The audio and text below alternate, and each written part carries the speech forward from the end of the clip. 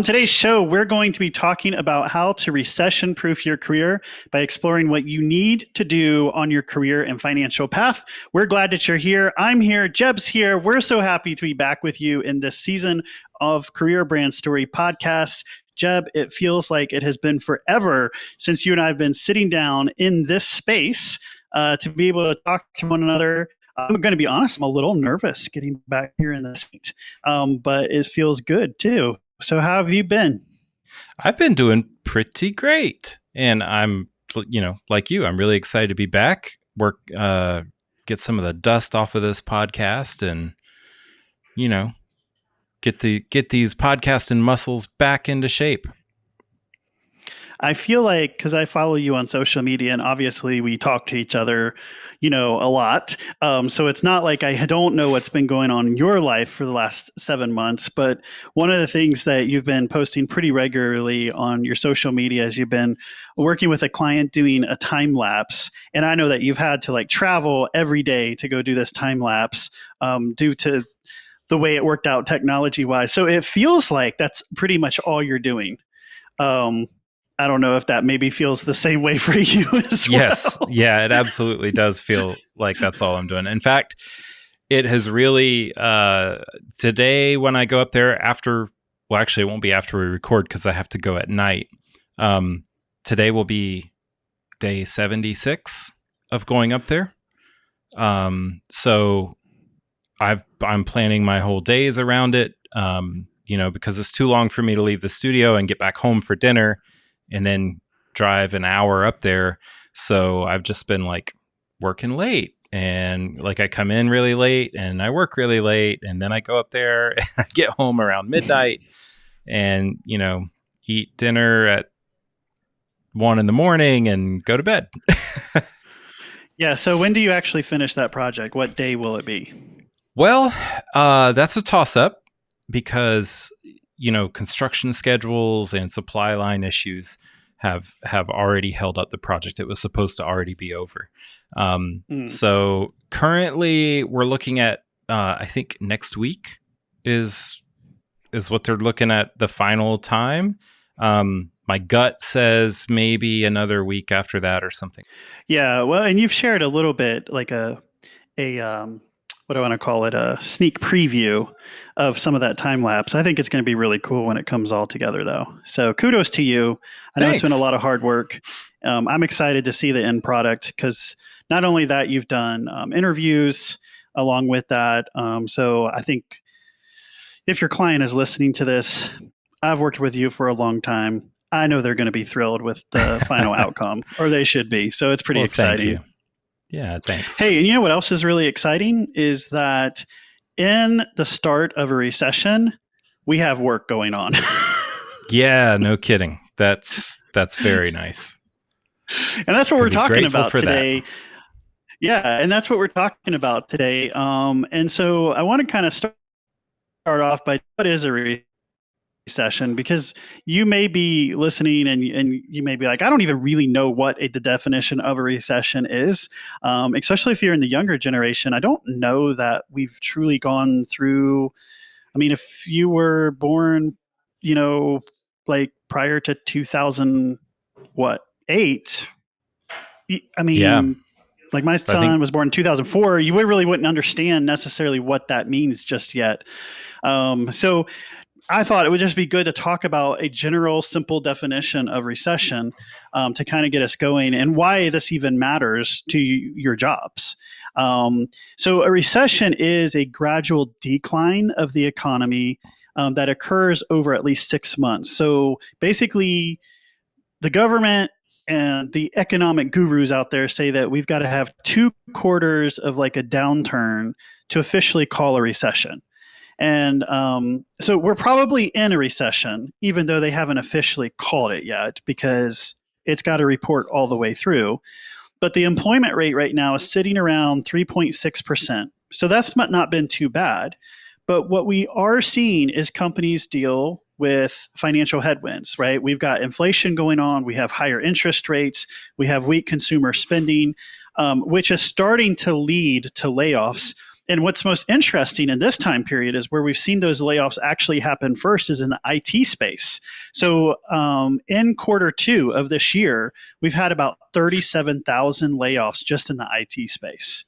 And so lots of different theories and reasons why that has kind of been out there, especially in the IT space. But what is going to happen, even though right now the job market still feels pretty steady, feels pretty good, we still see a lot of shuffling of people happening. What I do think is going to happen over the next couple of months is there's going to be a slowdown, right? And with the slowdown, there very well may be, some layoffs that come across all industries. I don't think we're going to experience maybe what we had in 2008. We kind of had a financial housing bubble, so it kind of started there, affected a lot of people in that space, and then trickled down.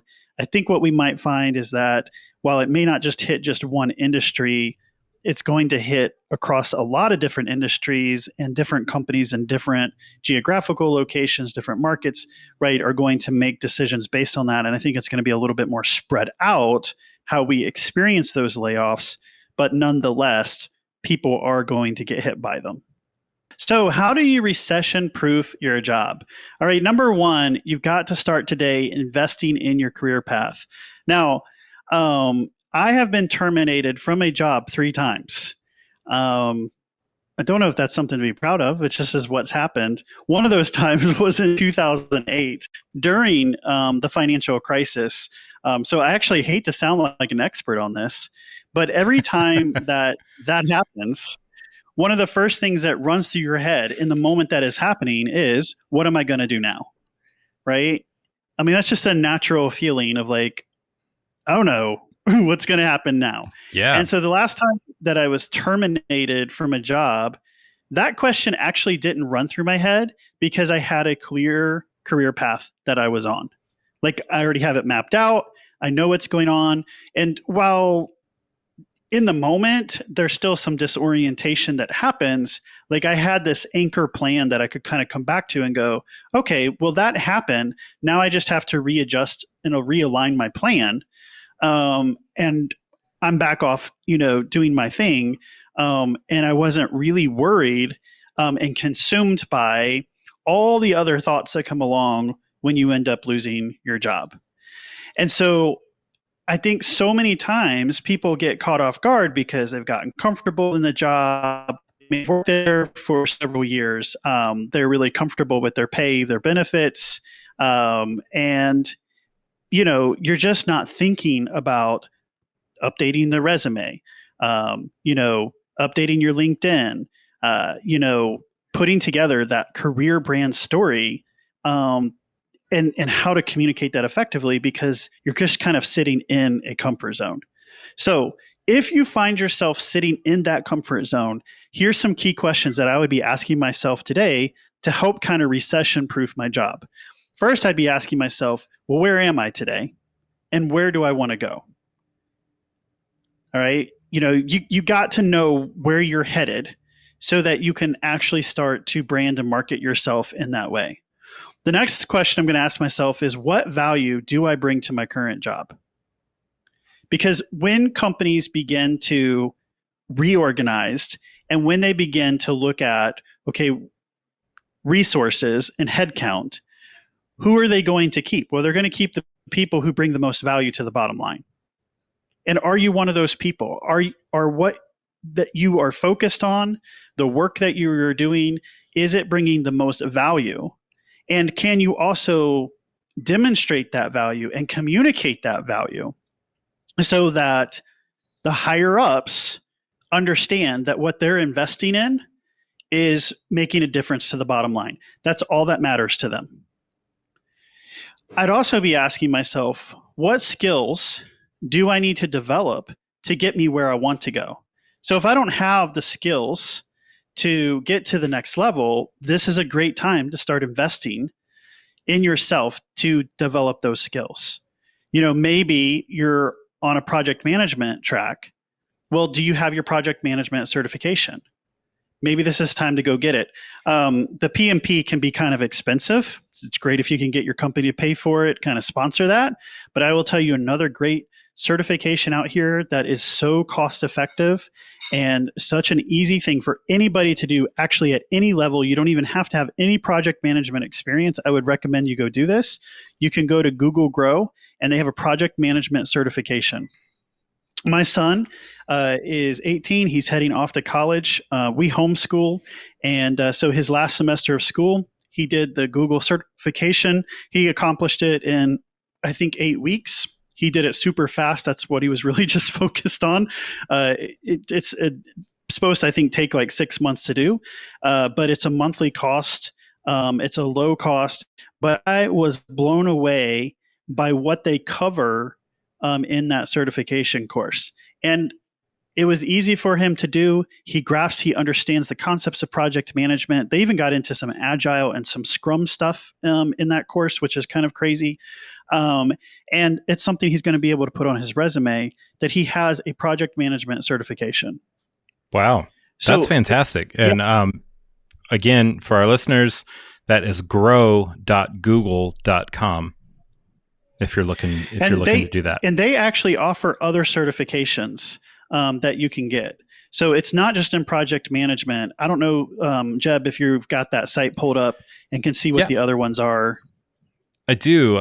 Some examples are certificate in digital marketing and e-commerce, IT support, data analytics, project management that we're talking about. UX design, Android development are a few of them. And then it looks like even there's some other stuff for like growing your business. And there's all kinds of stuff on here. Yeah, they've grown that out pretty fast. They launched it back last summer is when it kind of came out. And so they only had like 4 certifications then, but they've grown it since then. And again, I was really kind of blown away. I thought it was phenomenal content that they put together for the project management certification that my son went through. I actually had another client who went through it and felt the same way about it. So lots of value there at a very, very low cost that literally anybody could do without like zero. You don't have to have any experience in project management. But I'm telling you, if you go and get those certifications and learn about that skill and get it on your resume, you just upskilled yourself. That's going to tremendously help you, from a resume perspective and hiring perspective.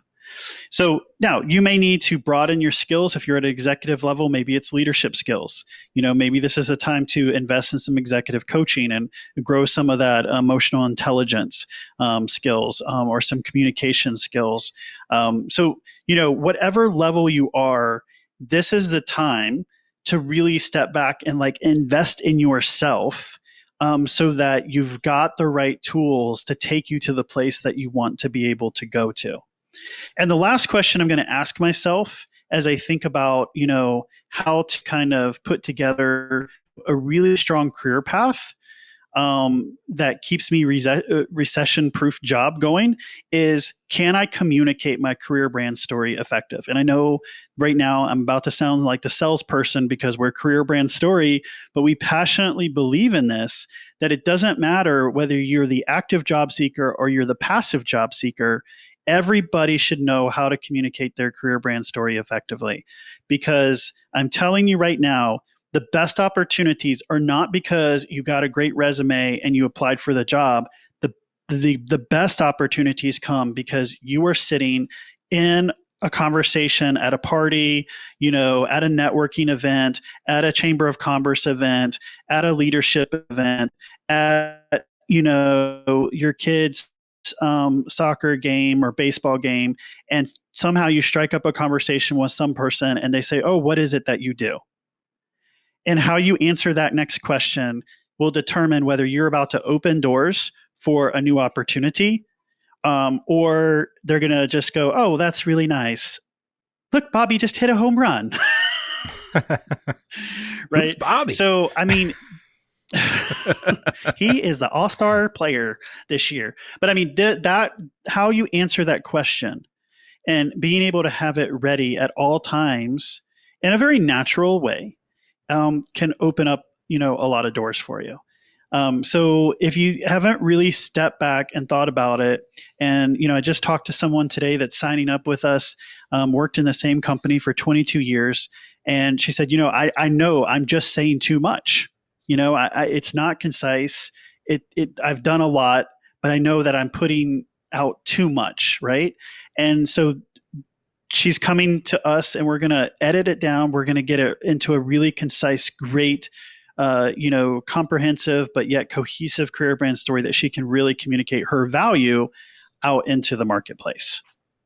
So if you're sitting in your comfort zone, or if you're sitting and you're kind of worried about the rumors that are going around in the company right now, or you're worried about the economy, one of the things that you can take control of is sit down and go, well, what does my career path look like?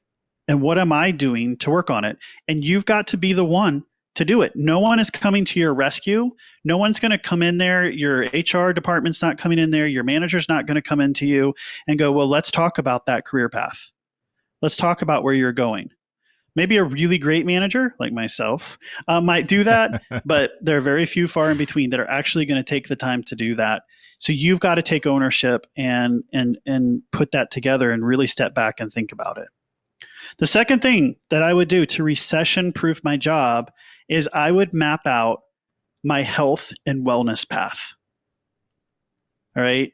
Map out your health and wellness path. Now, I read a book over the summer called The Psychology of Money by Morgan Hassell. Jebb, have you read that one yet? Or I know you like to listen to books. Have you heard that one yet? Yeah, I have not. No, but okay. I saw this in the script and I said, well, there's one I need to add to my Audible library. Yeah. If you can bump this one up to the top of your list, I would highly recommend it because I'm going to be quoting about it for lots of podcasts, number one. But I think you'll really enjoy it. It changed my relationship and mindset with money in ways that I wasn't expecting. And, I've been kind of on a journey just to financially better myself. One of my goals when I turned 43 was to get wicked smart with my money. And so I've just tried to at least read one financial book at a time. So when I've finished one, I'll pick up another one. This one was really phenomenal and just changed again my mindset and relationship about how I thought about my money and the messaging that sometimes I had around it. One of the illustrations that he provides is this view on Japan's economy after World War II. And he actually, in the book, he shows a newspaper article that talks about what Japan's economy, what's going to happen. And then he shares a writing of what actually happened. And the two are complete opposites of one another. Obviously, the media write-up is the worst case scenario. And it was a true write-up in the newspapers at the time. And, they came up with literally the worst possible outcome. And the way you would read it was basically, this is the end of Japan. And why? Why does media do that? Because people believe pessimism. Am I saying that right? No. Pessimism. They are pessimistic people. We should have a little word count every time I mess up a word down at the bottom of the screen. Oh, man. So pessimism. Are you ready for that? Yeah, I think it would be hilarious. All right, so I'll add it to the list. I mean, it's kind of pessimistic to do that, but... Well... Or spin it, Jeremy. Always be spinning it. Or it's emotionally intelligent. That's right. I am aware of the fact that I screw up a lot of words, but I don't screw up my message. I think the good news in this situation is I automatically knew I was saying it wrong, and I questioned it. Yeah, that's awareness. Good for you. True awareness, right? Yeah. So pessimism. No. Yeah. Pessimism. Yeah, right? Pessimism. Mm-hmm. Pessimism? Yep. Oof, guys. This is why you do not take phonics out in elementary school to students. Don't do it. All right. Totally off the rails here, but people believe pessimism. Mm-hmm. more than they buy optimism. I can say optimism because I'm an optimistic person. There you So, go. Japan in the 1940s was really suffering a defeat after World War II. No question on it. If the media read statements like the economy will grow 15 times pre-war size, life expectancy will double, stocks returns will be the highest in the world, 40 years without unemployment over 6%, no one would have sat there and believed that. But those are actual things that actually happened with Japan's economy. So every economics guru that's out in the media right now, they are going to sound pessimistic, and the worst ones are going to paint the worst possible picture, because here's the deal. They don't want to be the one economics person out there who didn't predict a bad economy. So they're out there, they're going to paint the worst picture, because if it indeed becomes like the worst economy ever, then they're going to be the ones who go, well, I told you, I predicted this, right? Yeah, I told you that was the way it is. So pessimism always sounds smarter, and it always gets more applause. All right. Believe it. Yeah. Just look at the American social media algorithm, and look at what shows up in your news feeds the most. Is it negative or positive? Yeah, absolutely. And that can do something to your mental health. No. Yes. You don't say. I do say, yeah, right, because worry sets in. We start to get stressed. You think about just the last 2 years, with the pandemic, what's happened just politically, what's happening, around Supreme Court decisions, what's happening with war around the world, food supply, inflation. I mean, everything points right now to the end of the world. And I feel like we've been living in that mindset for the last, 2.5 years. And here in America, now I won't say it's a new thing, it's an ongoing thing, but gun violence, right? Right. And in the age of social media, in the age of where we can digest basically media 24/7, that is truly creating trauma and mental health issues for a lot of people. You don't have to even live close to it to experience, that kind of trauma, like the war in Ukraine on TikTok. Yeah. But that's the world we live in today. It's true. So, it's very easy right now just for a lot of worry to set in. It's we go to the gas pump, we're stressed about how high the gas prices go, and think, yesterday or the day before, like I'm sitting in Cincinnati at my parents' house. I decided to drive up from Nashville with my kids, so we could spend some time with my parents. And I put gas in the car, and it had clicked at 40. And so I was like, oh, I must be full. And I got in the car. It was only half tank. Yeah. Yeah. I mean, that project that we mentioned at the top of the show, my daily drive up to Raleigh, I mean, that's 100 miles round trip every day. My gas tank has been a thirsty fellow. Yeah, and it's not like you're driving an SUV. Just to be clear, you're driving, a Subaru that gets Subaru good gas Impreza, mileage. right? Partial zero emissions vehicle. Yeah. So, yeah, and if you go to the grocery store, you're spending more, you're getting less right now, right? So if you're anything like me, with all that's going on, when those type of things are happening, I know one of the things that happens to me, especially when I start to have to always be constantly thinking about my finances, is I get decision fatigue. And when that happens, I'm less likely to make a good decision, if any decision at all. Mm-hmm. So, Jebb, where would you like to go for dinner?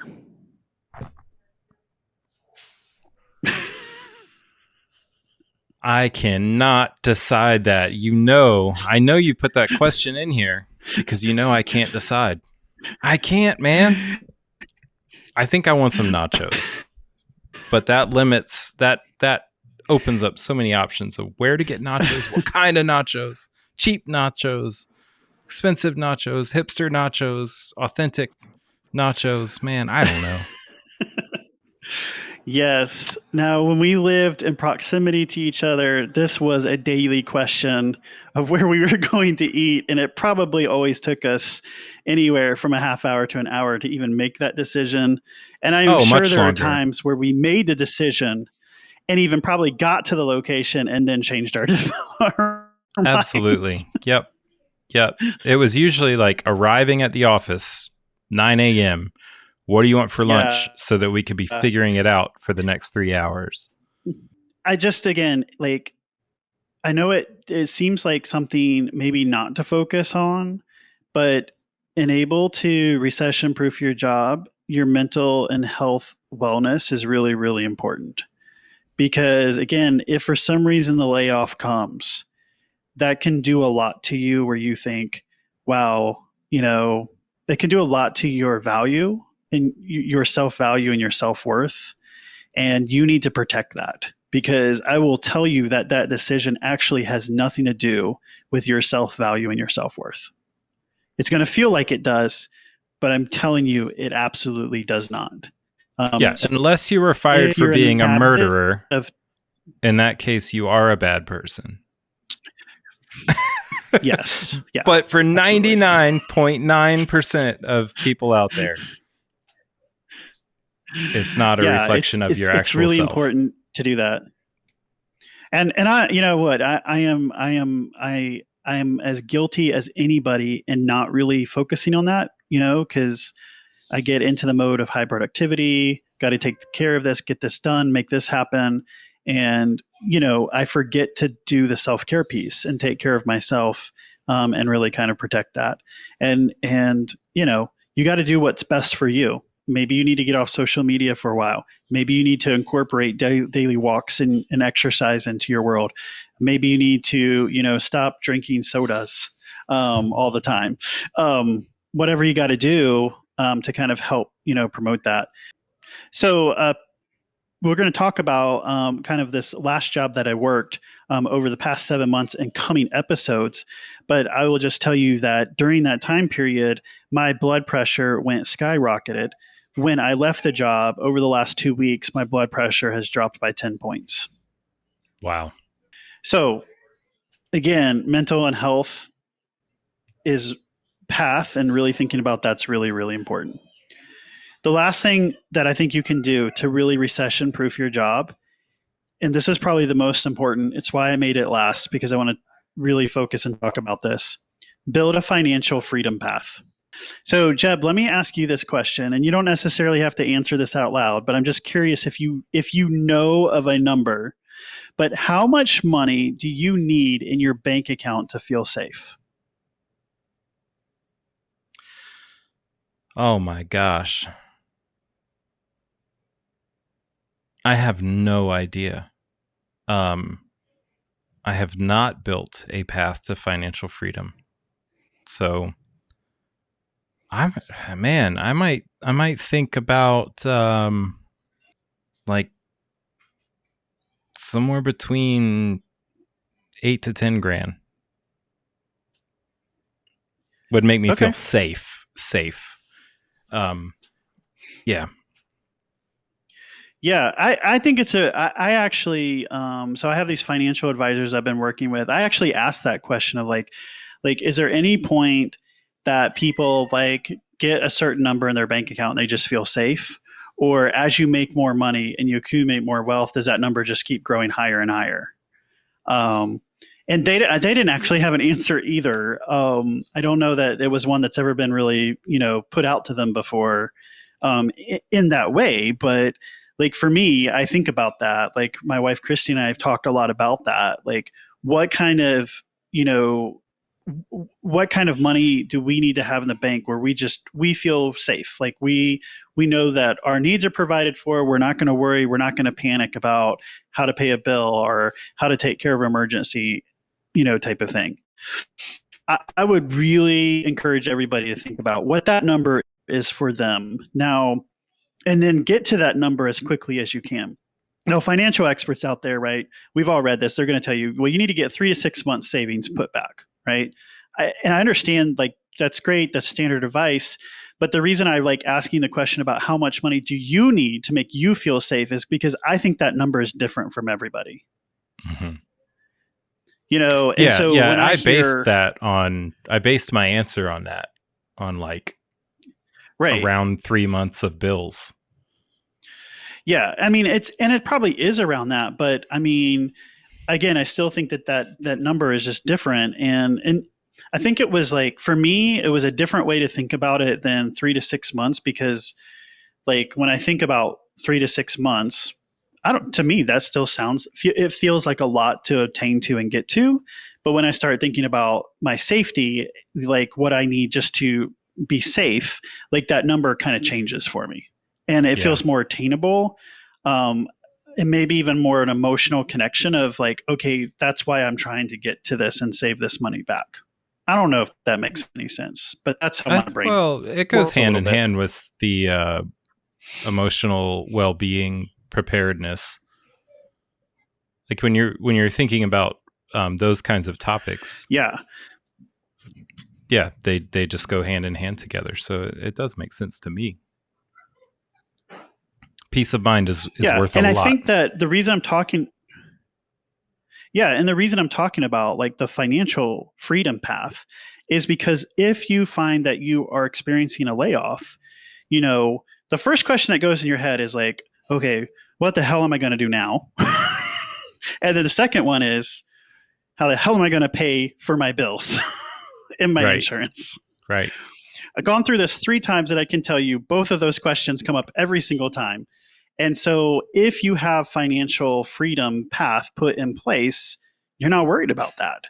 Like, it's not going to be an issue. You're going to walk out there actually with some confidence and go, okay, that happened, bad experience, process it, but you will process it differently, knowing that like when it happened the last time for me, I did not worry about the financial piece because I'd been through it, and I realized, oh, nothing financially is really going to change for me in the next 30 days.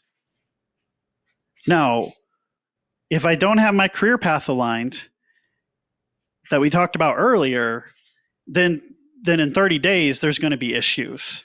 But if I've got my career path outlined and I've got this financial freedom outlined, I've given myself, a path, a longer path run that's more level for me to work things out and get things aligned how they need to be so that I can truly thrive in my life and do what I love.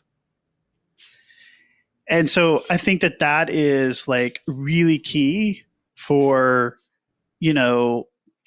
that helps you emotionally, in that experience, not worry so much about losing the job. And going back to like the career path piece, right? I will say the same thing about the financial freedom path piece, is that basically don't wait to start this, even in a recession, like start working on this now. The biggest wealth builder is saving. That's it. Like if you want to like actually get to a place where you feel financially safe, the best thing and the most easy thing for you to do is actually just save money.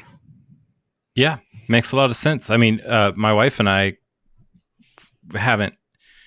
we didn't intentionally make it a game, but it's become a game that Christmas last year, we were both given an equal amount of money. It was like $150, $200. She put hers in savings. I decided like the intent of this money was to be a gift, have fun with it. So she put hers in savings to go towards, I think, a kayak. And I was like, all right, I'm going to have fun with it. I put mine in crypto and like one or two other stocks. So at one point, I was up it was amazing. That little bit of money had turned into like $2,000. Like it was way crazy. And I was gloating. And I was like, see, should have put yours in that. Now, now it is less than what she has, Oh. So the simple savings, simple, slow growth, that's the way to do it. Yeah, it's crazy. Some of the stories, again, if you read The Psychology of Money, it is always the savers in that book that come out ahead. Simply because they decided to put something back, right? And I have never been really good at that for a variety of reasons. But again, if you think about like what is that number that you need to be safe, how quickly can you save to get to that number? That can be kind of the game changer. Now, this goes into the career tip for today. This is, I think, one of the best ways that you can really recession-proof your job. And all of this is start a side hustle. If you're looking to accelerate your financial freedom path and recession-proof your job, start a side hustle. A side hustle is going to be any activity outside of your day job that helps you make more money. Now, typically a side hustle, it could be a part-time job. It could be using gig apps such as ride sharing, food delivery, room rental. A good side hustle is about building a business for yourself. And it doesn't have to be hard. It doesn't have to be like a business that you're trying to like turn into the next, I was about to say, what was that company that failed miserably? I know I was about to say, there's so many. I know. It can't come to my head right now. Anyways, skip that. It doesn't have to. You're not trying to go out and build the next big company, right? This is just a side hustle, right? It could be as easy as you just delivering pizzas if that's what you wanted to do, right? Good idea. There's so many opportunities right now. Actually, Jebb and I, on a side note, have always talked about delivering pizzas together, and I still think that would be a lot of fun. We could only do it if we followed some of these tips in this episode, because we wouldn't be hired for long. No, we would be horrible. We'd eat all the pizza. We'd be fired within the first shift, I'm sure. Yeah, absolutely. Yeah. So, or they would love us. I mean, it could go that way. It could. It could. Stranger but there's so many happened. opportunities right now that can create extra income. That if the news comes that you're about to lose your job, it can really lessen like the financial impact. So look, create and sell your own handmade goods. Create and your own design for print on demand business. Start a drop shipping business. There's now actually, it's not called drop shipping. I might have this termed a little bit wrong, but like I was just reading up about it. There's like basically micro e-services that you can do as well. So that would be like me selling services for website development, but then I outsource that website development to a website developer, right? I'm just the person in between coordinating and making it happen. You could do that. Yeah. That's kind of joining the gig economy. Teach an online course. Start a blog, start a YouTube channel, start a podcast. If you're interested in starting a podcast, talk to us. Become a rideshare driver. So in the last job I did, I actually used Lyft and Uber quite a bit. And now I live in a market. Nashville is a great market to actually do this, and you can make a lot of money. So the people, one of the drivers, he lived in Birmingham, Alabama, and he would drive up for the weekend just to work in Nashville as a Lyft driver. And he basically just told me, he's like, I make all the money I need to in a weekend. Yeah, So I've had that on some of my travels for shoots. A lot of the people who serve the major airports, that's it. They just go to the airport for a couple hours in the morning, and that's it. Yeah, I had another driver tell me that. He's like, I always try to start at the airport, and then he kind of makes his way downtown. And so I understand, like, if you live in a market, especially like Nashville market, you can do really, really well. I've thought about it myself. I know it sounds crazy, but I like to drive. So I was like, oh, maybe I get a new car and I'll just drive people around, you know? And I enjoyed being the passenger and getting to know people and having some really great conversations. Become a freelance writer. Become an affiliate marketer. There's just so many things that you could do that can generate just a couple $100 to, if you got really good at it, you can generate thousands of dollars. But it doesn't take much for you to do something. And so that little extra bit can make a big difference in how you feel about what's happening to you in your real job every day. Yes, indeed. So all of our best career brand story packages, they are back. I wanted to kind of let you know that and encourage you to be a trailblazer and create your own career brand story to market yourself for today's job market. We've helped thousands of people thrive in their life and do what they love. Go over and check out careerbrandstory.com to be able to sign up for one of those career brand story packages today. You can find Career Brand Story on LinkedIn, TikTok, Instagram, and Facebook at Career Brand Story. And while many of you will listen to this podcast because that is what a podcast is for, you can also watch each episode on the YouTube. Just search Career Brand Story to find us, and we'd love for you to subscribe over there. It's a newer channel that we started back, and we just haven't really pushed it, but I think we really want to get subscribers there so we can continue our side hustle. So please subscribe to that. We'd really appreciate that. Jebb, where can everybody find you? You can find me at Jebb Graff, JEBBGRAFF. That is my handle on all the social media platforms. And my website is jebbgraff.com for all of my main hustle stuff. All right, everyone. Thanks for tuning in and keep thriving.